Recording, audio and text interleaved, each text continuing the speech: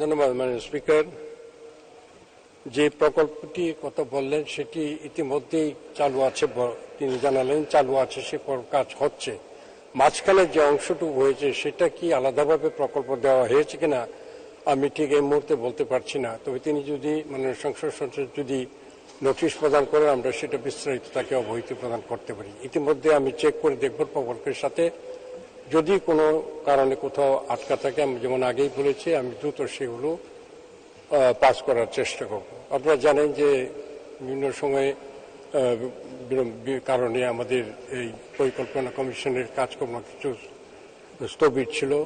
এখন মাননীয় প্রধানমন্ত্রী এইগুলোকে তৎপর করে ফেলেছেন। আমরা ইতিমধ্যেই প্ল্যানিং কমিশন মিটিং করেছি এবং আরো অন্যান্য প্রকল্প নিয়ে আলোচনার জন্য অচিরেই একনেকের মিটিং হবে। সেখানে এই সমস্ত যেগুলো বাকি আছে সেগুলো আমার বিশ্বাস সেখানে চলে আসবে।